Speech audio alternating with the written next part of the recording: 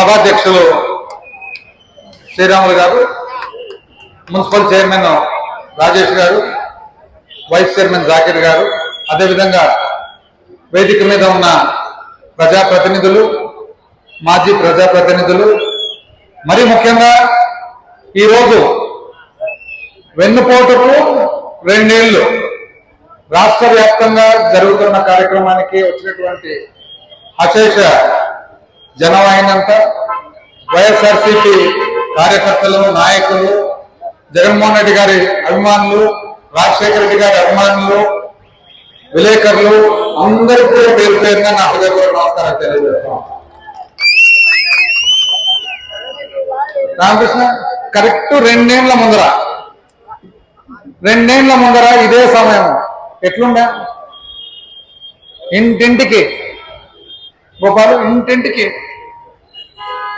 తెలుగుదేశం కార్యకర్తలు వస్తుండే ఆ రంగు కూడా ఎట్లా పసుపచ్చ రంగు. ఆయన నీకు 15 వేసుకుంటాడు చూడు, అదొక విచిత్రమైన పసుపచ్చ వచ్చేది. ఇప్పుడు సౌండ్ వచ్చి ఏమని చెప్తుండే, ఇంటింటికి వచ్చి అక్క ఎంతమంది అక్క పిల్లలు, అమాయకంగా పాపం అక్క ఇంట్లో 2 నాయన అంటే అమ్మఒడి వస్తుంది అక్క తెలియనట్లు అంటే వస్తుంది నాయన, ఎంత వస్తుంది అక్క 15,000 నాయన, అంతేనక్క, మరి 2 కదక్క ఉండేది. అవును నాయన 2 అంటే బాబు వస్తాడక్క, బాబు వస్తే 2 అంటే 30,000 అక్క. మళ్ళీ పక్కింటికి పోయేది, వదినా ఇంట్లో పెన్షన్ వస్తుందో వదినా అంటే లేదు నాయన. ఏమక్క, ఏం వదినా అంటే మా అత్తకి ఇంకా 60 ఏళ్ళు నిండులే. ఎంత వదిన వయసు అత్తకు? 55 అయితే బాబు వస్తాడు వదినా, వస్తానే 4,000. ఇంతకు అక్క బాబు ఏం చేస్తాడు అక్క? బాబు ఏం చేస్తాడు? రైతు నాయన. రైతు ఎంత వస్తుంది అక్క? 12,500. 20,000 అక్క మళ్ళా బాబుకు. చెప్పినారా ఇవన్నీ? ఇవి కాక మైనారిటీ అగురవై, మైనారిటీ ఇంట్లోకి పోతే ఆడ మాము కిట్నా అవుతా మాము అంటే 15, మళ్ళా మాము దగ్గర 15, బువ్వ దగ్గర 15, ఇంటికి అక్క దగ్గరకు వస్తే ఇది కాక అక్క మీ అందరికక్క 1,500 నెలకు 1,500 అక్క, 18,000 అక్క. చెప్పినారా ఇవన్నీ 2 ఏళ్ల ముందు? ఇంకొకరింటికి పోయింది, వదిన పిల్లలు ఏం చేస్తున్నారు వదిన? ఏమోనైనా కాలేజ్ అయిపోయిందా, మళ్ళీ ఉద్యోగం వచ్చింది వదిన, ఇంకా రాలంటే 3,000 వదిన, నెలకు 3,000. నెలకు 3,000 ఉద్యోగం లేని పిల్లలకు. ఎంతమంది పిల్లలు ఉంటే అంతమందికి 15,000. అక్కకు చూస్తే 1,500, బువ్వాకు చూస్తే 15,000, మళ్ళీ మామకు చూస్తే 20. చెప్పినావే ఇవన్నీ ఉన్నాయి. ఎక్కడ ఏమైనా కనపడుతున్నా? అక్క ఆడికి పోయా, బావ ఆడికి పోయా, బువ్వ ఆడికి పోయా, మామ ఆడికి పోయా, 15 ఆడికి పోయా, 20 ఆడికి పోయా, 30 ఆడికి పోయా, ఒక్కటన్నా వస్తుందా ఎవరికన్నా? పాపం అమ్మాయికి నేను ఎందుకని ఎప్పుడు చెప్తుంటా, అయ్యా చంద్రబాబు నాయుడు గారు మీరు మహా మేధావండి, మీ మేధస్సు సపరేట్ మేధస్సు కాదు, మీ అందరికి మనందరికి తెలుసది. కృతజ్ఞతకు ఆశకు పోటీ పెడితే ఎప్పుడైనా ఆశనే గెలుస్తుంది. కృతజ్ఞతకు ఆశకు పోటీ పెడితే ఆశనే గెలుస్తుంది. కానీ ఆశ కల్పించాలంటే మనిషికి మనము లేనిపోని అవాస్తవాలు అబద్ధాలు చెప్పాల్సి వస్తుంది. అది జగన్మోహన్ రెడ్డి చెప్పలేకపోయినాడు, చంద్రబాబు నాయుడు సునాయకంగా ఎంత అన్యాయంగా సంపద సృష్టిస్తారంట జనాలు కూడా. పాపం నేను రోజు ఒక పెద్ద మనిషిని కమ్యూనిస్ట్ నాయకుడిని అడిగితే, కాదనా ఒక్క నిమిషం రాష్ట్ర వెంకటేశ్వర కొద్దిగా ఉండడం ఆయన, అయితే ఒక పెద్ద కమ్యూనిస్ట్ నాయకుడిని అడిగినా అనమాట, కాదన్నా ఇది 3వసారి కదా 4వసారి, ప్రతిసారి మోసపోతారు, ఎట్లా మోసపోతుందంటే కొద్ది గ్యాప్ వచ్చింది కదమ్మా మధ్యలో, అది గ్యాప్ వచ్చింది కదా మనిషి మర్చిపోయినాడు. ఒక స్థాయికి ఎదిగిన తర్వాత ఎవరైనా కానీ ఆ స్థాయికి తగినట్లు ఒక మాట మీద నిలబడము, హుందాగా ఉండడము, ఒక పద్ధతిగా ఉండడం అనేది ఎవరైనా కానీ ప్రవర్తించాల్సిన పద్ధతి.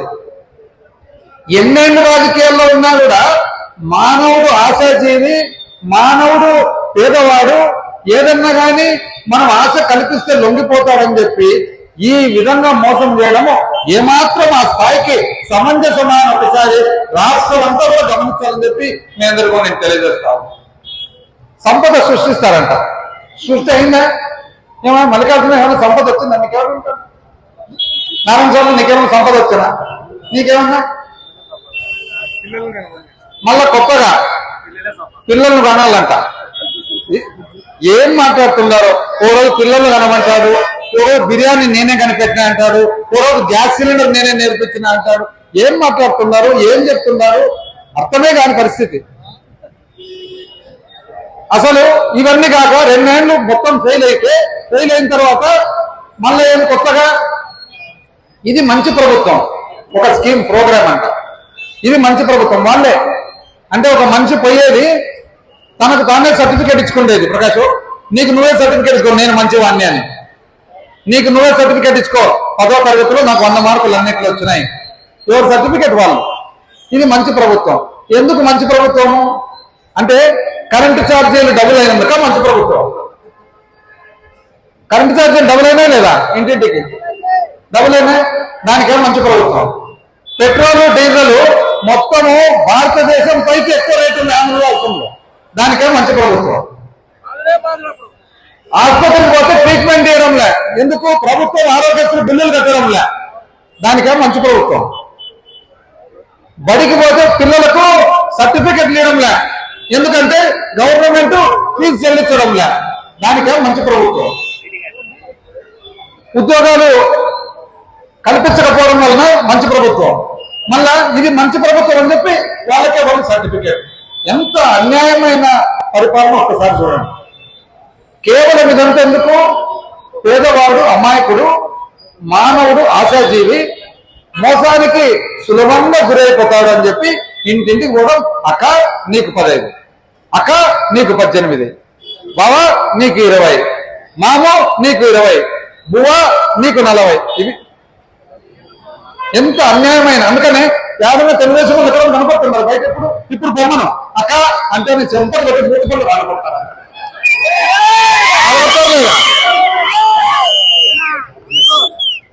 చివరకు ఈయనకు ఒక ఆయన సహాయం. ఆయన ఏం తెలిసిన, ఆయన సహాయం ఏం తెలిసిన, ఆయన ఏమంటాయంటే నేను పార్టీ పెట్టినేదే ప్రశ్నించేదానికి అంటారు.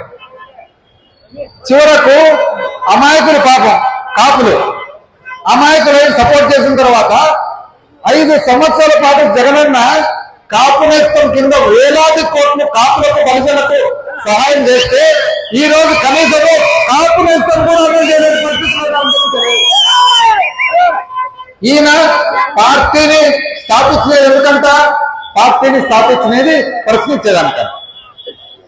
ఇది వీళ్ళ ప్రభుత్వం, ఇది మంచి ప్రభుత్వం. ఇది ఇట్లుంటే 2 సంవత్సరాలైంది. డోన్ పరిస్థితి చూడండి. ఇప్పుడు మనం రైల్వే గేట్ల కాడికి పోయేస్తుంది. ఎందుకు పోయిస్తుంది రైల్వే గేట్ల కాడికి? 2021 సంవత్సరం 2021 సంవత్సరంలో కోవిడ్ కరోనా ఉండగా మనకి అండర్ పాస్ కావాలా? డోన్కు ఎన్నో దశాబ్దాల నుంచి ఉన్న అవసరము.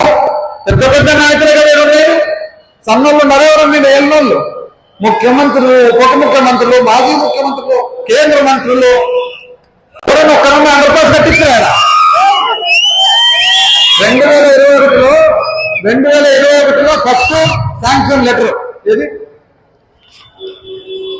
6/9/2021 ఎంత శాంక్షన్ కావడం?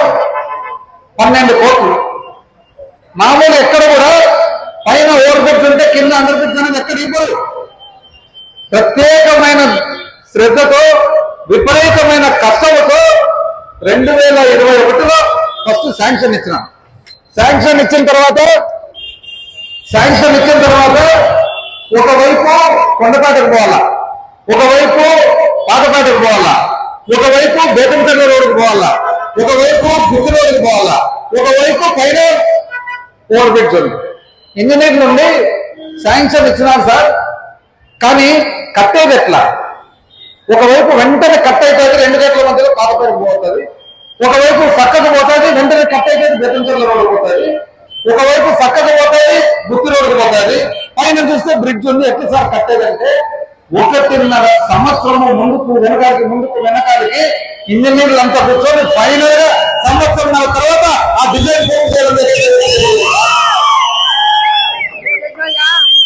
చివరకు ఒక నిమిషం, నువ్వు బాగుండవు నాన్న, నువ్వు బాగుండవు. పొద్దున్నే సంతోషంతో థ్యాంక్ఫుల్ అయితే అట్లుంటుంది అన్నమాట. అయితే 12 కోట్లు ఇచ్చిన తర్వాత చివరకు ఒక 15 సెంట్ల భూసేకరణ చేసే అవసరం ఉంది. భూసేకరణ చేసే అవసరం వస్తే రైల్వే వాళ్ళతో మాట్లాడి రైల్వే వాళ్ళతో రాష్ట్ర ప్రభుత్వానికి 2,60,00,000 రూపాయలు ఆ 15 సెంట్ల కోసం కేటాయించడం జరిగింది. 5/4/2024 రైల్వే వాళ్ళు రాష్ట్ర ప్రభుత్వానికి రాసినారు, మేము 2023 మార్చి నెలలోనే డబ్బులు సేకరించడం జరిగింది, మీరు త్వరగా భూసేకరణ చేయండి అని. ఒక పెద్ద మనిషి వచ్చి ఏమని చెప్తారు తెలిసిన, టెండర్ అయిందా అంటారు. మీది ఒక ప్రశ్న. పెట్టుబడిలే, చేసేదిలే, పెట్టేదిలే, టెండర్ అయిందంటే మళ్ళీ మనం సమాధానం చెప్పాలా అయిందా లేదా. అయ్యా, డబులింగ్ పని జరుగుతుంటే ఆ డబులింగ్ పనిలో భాగంగానే దీన్ని కూడా చేర్చి అందుకనే పని మొదలు పెట్టడం కూడా జరిగిందని చెప్పి నేను చెప్తాను. రైల్వే గేట్ల పక్కన ఏదైతే సిమెంట్ మోల్డింగ్ చేసినారో ఆ మోల్డింగ్ చేసేది కేవలం అండర్ పాస్ కోసం అని చెప్పి తెలియజేస్తాం. ప్రభుత్వం మారింది, మారుతానే మీరు పని ఆపేసినారు. ఎందుకు ఆపినారు? జరిగే పని, డబ్బులు ఇచ్చిన పని, భూసేకరణకు ఇచ్చిన పని, మొదలుపెట్టిన పని ఎందుకు మీరు ఆపినారు? 2 కారణాలు ఉంటాయి. ఒకటేమంటే ఎన్నో దశాబ్దాలుగా మిమ్మల్ని అడుగుతున్నారు అండర్ పాస్ కావాలని, మీరు చేయలేని పని ఇంకెవరు చేస్తున్నారనే ఉద్దేశంతో ఆపినారో లేదని చెప్పి నేను అనుకున్నాను అడుగుతాను. లేకుంటే ఎందుకు ఆపినట్లు అని. భూసేకరణ చేయాలని చెప్పి కోర్టుకు పోయినారు. ఎవరెవరు పోయినారు తెలిసిన? దాంట్లో 2 పెద్ద మనుషులు కూడా ఉన్నారు. ఎవరు తెలిసిన? పెద్ద కేశవయ్య గౌడు, సీరియల్ నంబర్ 11, శేషపని గౌడు, సీరియల్ నంబర్ 12. వీళ్ళు మీ దగ్గరనే కదా కదండి ఉండేది పక్కన. రోజు మీ పక్కన ఫోటోలు దిగుతున్నారు కదా, రోజు మీతో దండలేస్తున్నారు కదా, రోజు మీ పక్కనే కనబడుతున్నారు కదా. వాళ్ళు కోర్టుకు పోయి ఆపేయడానికి ప్రయత్నం చేస్తే మీరు వాళ్ళని ఎందుకు ఆపడం లేదు, పక్కన ఎందుకు పెట్టుకుంటున్నారని చెప్పి నేను తెలియజేస్తాను. కోర్టు కాయిదాలు కాదని 11, 12 సీరియల్ నంబర్ మీరు కావు. మళ్ళా పైగా వాళ్ళ వాదనలో ఏమని వినిపించారు తెలిసిన? విచిత్రమైన వాదన. ఎంత విచిత్రమైన వాదన అంటే పాయింట్ నంబర్ 6, వాళ్ళ వాదనలో పాయింట్ నంబర్ 6 ఏమంటారు తెలిసిన? 2017 సంవత్సరంలో డోర్ పట్టణ వాసులు కొంతమంది పోయి పబ్లిక్ ఇంట్రెస్ట్ లిటిగేషన్ బిల్ వేసి ఈ గేట్లు ముయ్యకూడదు అని చెప్పి ఆర్డర్ తెచ్చినారు. ఆ ఆర్డర్ లో మీరు ఎందుకు ఇంకా వెకేట్ చేయలేదు అంటే, ఎందుకు ఇంకా గేట్లు ముయ్యలేదు అనేది వాళ్ళ వాదన. ఇది మీరు సంతకాలు పెట్టించిన వాదన. కోర్టు పెద్ద మనుషులు ఎందుకు ఇంకా గేట్లు ముయ్యలేదని చెప్పి వాళ్ళ వాదన. రెండో వాదన ఏం తెలిసిన? వాళ్ళు ఈ పని జరుగుతున్నది ప్రజలకు పెద్ద ఉపయోగం లేదు, కాంట్రాక్టర్కి ఉపయోగం అంట. చూడు ఎంత బాగుందో. ఈ పని అండర్ పాస్ ప్రజలకు ఉపయోగం లేదంట, కాంట్రాక్టర్కి ఉపయోగం అంట, కాబట్టి దీన్ని క్యాన్సిల్ చేయండి. అప్పుడు కోర్టు ఏమని తెలిసిన? ప్రభుత్వం భూసేకరణ ఏ విధంగా అయితే పద్ధతి ప్రకారం చేయాలనో ఆ విధంగా భూసేకరణ చేయండి అని ఇచ్చింది. భూసేకరణ చేయండి అని. ఎన్ని సెంట్లు? 15 సెంట్లు. 15 సెంట్లకు గాను రైల్వే వాళ్ళు ఆంధ్రప్రదేశ్ రాష్ట్ర ప్రభుత్వానికి డబ్బులు చెల్లించలేదంట. 2,60,00,000 రూపాయలు 3 సంవత్సరాల నుంచి 2,60,00,000 రూపాయలు ప్రభుత్వ ఖజానాలో పెట్టుకొని కేవలం 15 సెంట్ల భూమి ఎందుకు మీరు ఇంతవరకు భూసేకరణ చేయలేదంటే కారణం ఏం తెలిసిన? అధికారులు ఏమంటున్నారు తెలిసిన? సార్ పైన నుంచి మాకు ఆదేశాలు సార్ వద్దని. ఇప్పుడు ఎవరండి ఆ పైన? ఎవరు పైన, ఎవరు పైన, ఎవరు కింద? మీరే అర్థం చేసుకోవాలి. ఎవరు పైన, ఎవరు కింద? తరతరాలుగా మనల్ని అడుగుతున్నారే, మేము చేయలేని పని ఇంకొక వచ్చి చేస్తే మా విలువ ఏమని చెప్పి కాదా ఆపనేది పని అని చెప్పి ఈ సభ